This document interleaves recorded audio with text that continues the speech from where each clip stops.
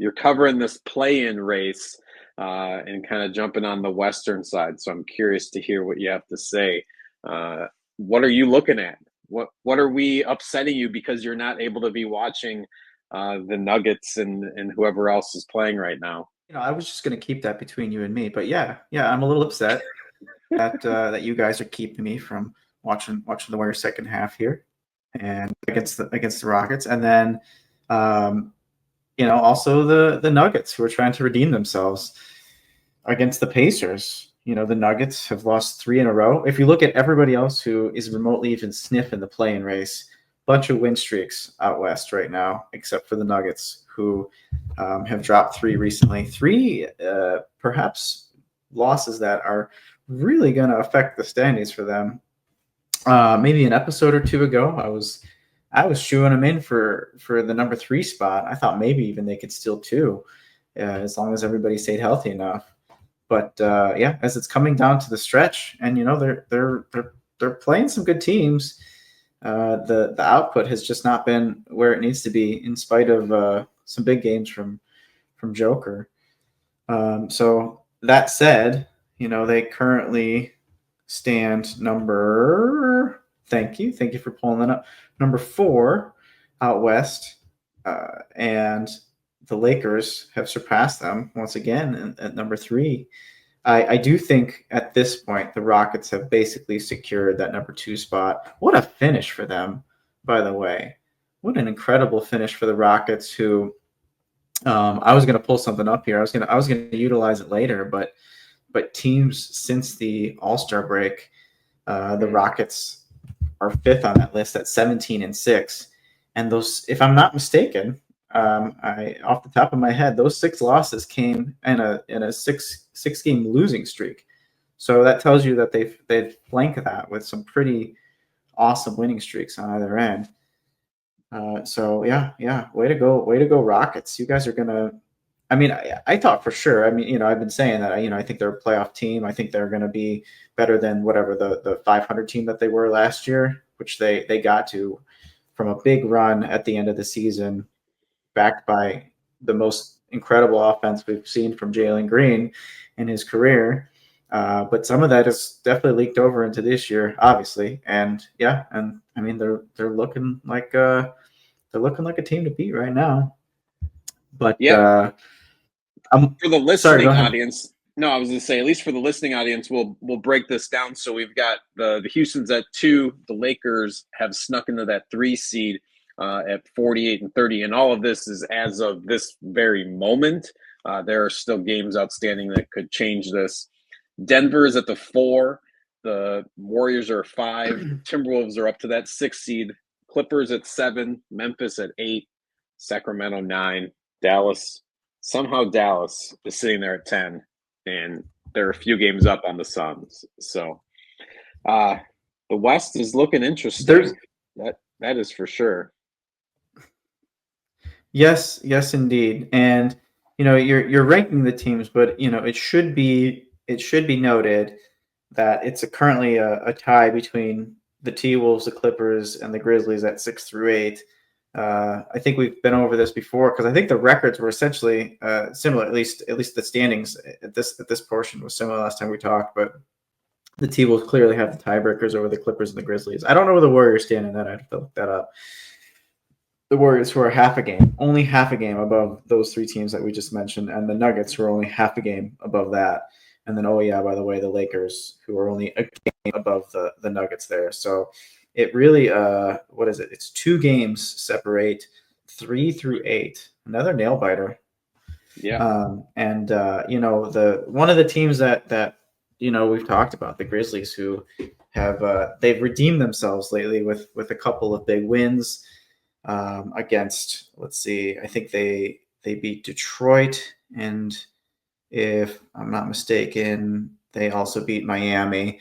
They redeemed themselves a little bit after going on a bit of a slide there, which is what led them to be in this 8th seed. I mean, they weren't sniffing playing all year long. They were like a top 5 team pretty strongly all year long. But now this team starts to slide. I mean, Ja had to sit out quite a few games along the way, but this team starts to slide. They fire their coach, so now they're trying to essentially scramble to find their identity at the perfect time of the season for them. I think that there's no chance that they finish worse than the 8th seed. So there is that. They're at least going to have a chance to only have to play one play-in game. But I'm curious if they're just going to be okay with that being the outcome of the end of their season, or if they're really going to try to make some noise at the end here. I do think that they have. I don't want to say like one of the tougher schedules, but in general, in particular, it's rough because they finished their season with, in this order, the Hornets, the T-Wolves, the Nuggets, and the Mavs. I think that last game against the Mavs is necessarily going to be one of their tougher games. I'm not so convinced, but having to play the T-Wolves and the Nuggets back to back like that, is really going to decide whether or not they make it into the playoffs outright versus have to fight their way in through the play-in, which is going to be pretty disappointing end to their season, I would say, if that's how it ends up going, especially if they don't make it through the play-in. Now, if the season were to end today, they'd be facing the Clippers, and if they do end up having to match up against the Clippers, that might be one of their best options, just because that backcourt at the very least, with Harden and Powell, maybe Ja can take advantage of that. But in general, the Clippers have been one of the best defensive teams in the league this year. So I would take the Clippers. I would take the Clippers in that matchup, which makes them having to beat the Mavs or the Kings, I suppose. It is kind of sad that it doesn't look like the Suns, who have currently lost 6 in a row, or they. It doesn't look like they're going to make their way back in. It would take quite a slide from the Kings or the Mavs, and the Suns winning out their last 3 games of the season. 4 games of the season, in order for that to work. So it really looks like it's going to be one of the big question marks this offseason. We don't have to get into that now. I'm sure that will be probably a whole topic this offseason. But big scary games coming up for the Grizzlies here. Yeah, I was gonna say, I felt like the last time we talked, they were sitting at like either the 4 or the 5 seed, and then now here it feels like just a couple of days later they're all the way down at the 8 seed, but yet they've won 2 games. So that's what's that just shows you how close this thing is. And yes, they did go on a 4-game stretch, and it was a tough one. So it was the Thunder, Lakers, Celtics, and I forgot the last team, but that was kind of a brutal stretch that they went on. And those 4 games they lost, that kind of dropped them down to this 8 seed. So yeah, this is to me, Memphis, like you said before, Memphis is a really good team, and somehow they've dropped. I think I had them high in my power rankings last week. So it's kind of nuts to think that they're now the AC, but that's just what the Western Conference is. So do you want to jump out east, or do you have more on the West? What are your thoughts? I don't think we're going to talk East play-in at all. Reason being primarily because there's just not that much to talk about. The top 6 has already been decided. So really, it's just going to be it's going to come down to the wire. I guess it's only a few games that separate the Magic at the 7 spot versus the Heat at the 10 spot. But the play-in teams are already decided as well, for that matter. Just the order has yet to be finalized. And to be honest, I honestly don't care who wins that 7 and 8 spot, because you're either up against the Cavs or the Celtics. And we're looking at 4 or 5 game series. I would be surprised anything that goes beyond that. So yeah, not a lot of excitement to talk about out East. Once again, we are at the end of the season talking about how 3 or 4 games separate twice as many teams going down to the wire here. And one team that I've been kind of hard on recently is the Warriors, but over the past few games, they've Yeah, they're making me look silly right now.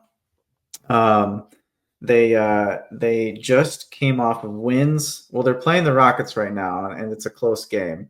But they just came off of wins on back-to-back nights uh, against the Lakers and the Nuggets, respectively. And this came after beating Memphis to start April on the first there. And I think uh, obviously against Memphis, the Warriors needed that huge game with Steph for 52 points, 12 threes. But the other two games that they've won, one thing I thought that was interesting is Steph's box score plus minus. And I mean, obviously there's limitations with just looking at a single box score plus minus, but Steph -1 against the Lakers and +6 against the Nuggets. And you're going to tell me, well, that's not that good.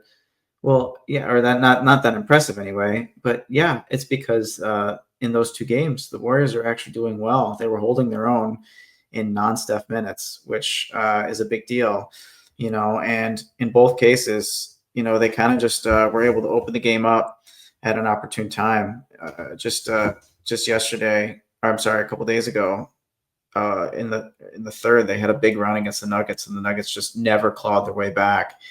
And on top of that, I found it interesting that Joker, his shot chart looked amazing in the first quarter. He scored a ton. It was a high scoring first quarter for that game anyway. But then you march it out for the rest of the game, and he hit 3 buckets near the rim for the second, third, and fourth quarter combined.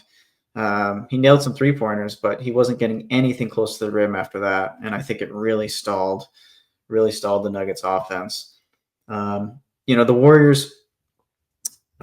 Warriors, I would say, if Steph is having a good game and Butler's doing his job, then they really just need one of their other guys to pop on offense. And naturally, everybody thought going into the season that it would be that we would see the leap from Kuminga, which just hasn't quite been there.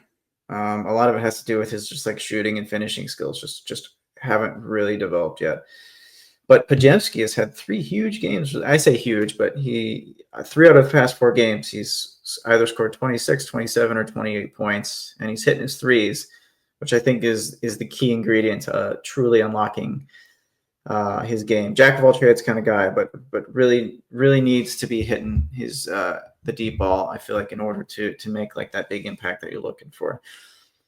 But I mean, it could be any one of those guys. It could be any one of their younger guys, but it just has to be somebody. It can't be nobody. Otherwise, they're going to see these games slip away from them.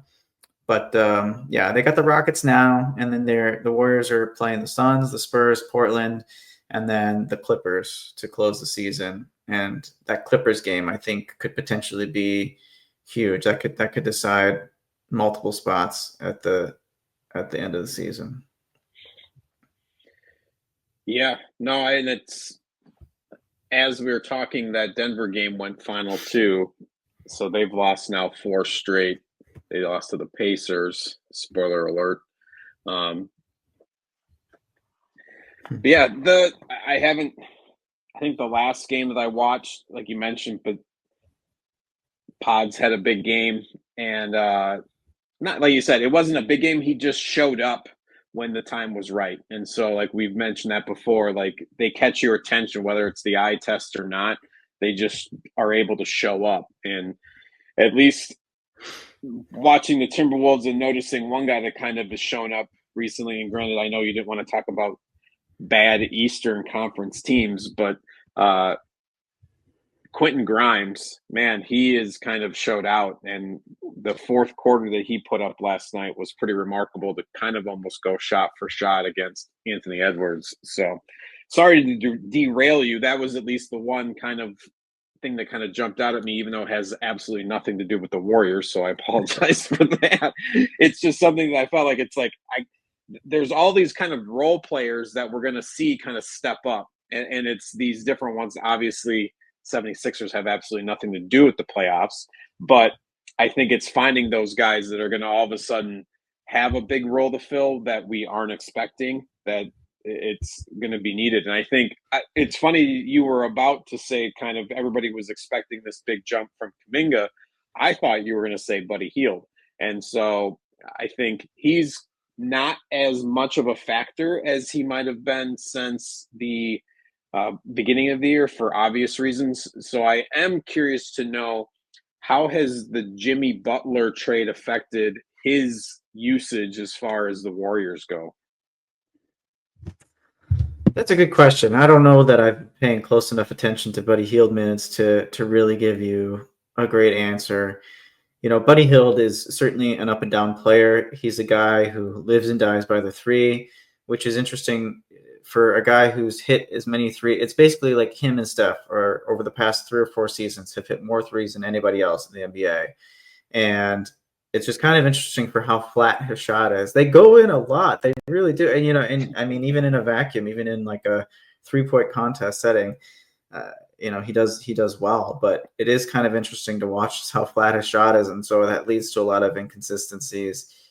You know, his, obviously he's not the most like versatile offensive guy, but he is somebody, you know, who you can rely on to get a couple buckets here and there, not just 3-pointers. I would say you're right. If you're going to add to that list of I was kind of referring to the young guys, you know, the Kumingas, the Podziemskis, the Moses Moody's, maybe even throw Quentin Post in there. Of you know, just one of those guys really has to pop. But you're right, Buddy Hield should be added to that list. So I think the Warriors are still trying to figure out what they're doing on these non-Steph minutes. As I mentioned last time, I think it's looked a little bit better when they're not trying to have Jimmy run point, because he's just taking too long to make decisions. It's not really his comfort zone right now. So I think as long as they keep the ball moving and you know, he kind of a good mix of him playing off ball, because it seems like he's basically just going to try to score near the hoop or get to the free throw line right now, which I don't know. I don't know how that's going to translate in the playoffs, but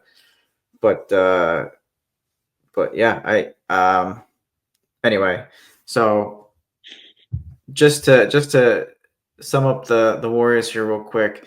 Number 3 in the league since the All-Star break, 18-4. You know, we have all been bombarded with just like how, you know, Warrior stats, their win-loss rate. They've only lost 5 games since acquiring Jimmy Butler. You know, he's only played in 4 of those losses, so the record is absolutely stellar with him in the lineup. And you know, I've been mentioning, I feel like they've really only played like cupcake teams, but or just like not super difficult matchups on any given night. But these past few games, you know, they've been beating the teams that they absolutely need to beat. So again, we'll see how they do against the Rockets tonight. But I'm kind of starting to turn my viewpoint on them on how this might actually translate to the playoffs. Teams who make big runs at the end of the year like this tend to do well in the playoffs. So I'm not sure where they're going to end up in the standings. You know, I think they would love to be in that 4-5 matchup. Actually, I take that back. They would probably want to be. I mean, honestly, any single one of these teams would want to be 6 at this point, if not 3, because they would want to try to avoid playing OKC for as long as possible. But yeah, they're looking like a team to beat. I'll give them that, especially when Steph's playing like this. Last 3 games, he's averaged like 41, 42 points a game, coming off that 52-pointer. So, yep. No, I got to give. They've won 5 straight. They're 7-3 in their last 10. But it's funny, they have almost gone mirror for mirror with the Wolves lately, who are also won 5 straight, 7-3 in their last 10. And they're just lingering. They're, what is that, a game? They're a half game back. Is that right? Doesn't look right. Yeah, they're a half game back of the Warriors, so they're staying right there. I just wanted to quickly highlight like this, like I mentioned last game, and it's something that at least I noticed in this past game. Like I said, Quentin Grimes had 28, but Anthony Edwards again with 37 points. And the next highest scoring Timberwolves was Rudy Gobert with 23 points and a lot more dunks. They're figuring out something and granted it's against the Sixers, who no Embiid, so there's not really a center presence, and at least I've noticed that the last couple games that if there's no one there, they're just going to feed him the ball, and so and get some production out of him, which has been good to see. Like I mentioned before, so he's not an offensive liability from a foot away when he's able to dunk the ball. So that just makes it nice to get that offensive production. So, but Jaden McDaniels playing some stellar D. Alexander Walker has been hitting some big shots, playing some key roles. I think he led the team in assists this last game. But yeah, the Wolves are hanging in there. I'm exceedingly happy to see them at the 6 now with 4 games left, and we still play the Jazz and the Nets coming up. We got that one big game against the Grizzlies, but our schedule isn't as bad as everybody else's, so I think there's a shot to at least position themselves where they want to be. So that's good to see. And like I said, if like you mentioned, if they can still hang around that 6 seed and like you said, stay away from OKC for as long as possible, or even jump to that 3 seed, which they have the potential of being, because they're only 2 games out of that. So this has been a fun little dogfight that we're going to see here in this last week of the season. So it's nice to see. And like we said, we got a 10-point game in the Warriors Rockets going right now. So these matchups are exciting. Oh, for sure. And obviously the T-Wolves, another team who's been hot since the All-Star break, 15-7. They're just beating the teams that are in front of them. As we mentioned before, them running their offense through Julius Randle has made it look a little bit prettier. I still think that they're going to live and die by how well they can hold up defensively, especially in a 7-game series. I think that that's kind of like really the backbone, the foundation of this team, because Ant's obviously a good offensive player, but there's no single there's not like a handful of stellar offensive players on that team. The T-Wolves are also going to be an interesting offseason team just because, they're going to have to be looking to re-sign Nickeil Alexander-Walker and Naz Reid. And they have some really good players that a lot of other teams will want, that I hope they figure out a way to hold on to, figure out how to make the money work. Because I have a hard time foreseeing Julius Randle opting out of his player option. It's possible he opts in and they trade him, but in terms of just heading into the heading into the playoffs this season, yeah, they're another team who gets a chance to beat up on Memphis one last time before the playoffs. But it's been quite the run. It's been the team that we've hoped we would see this season.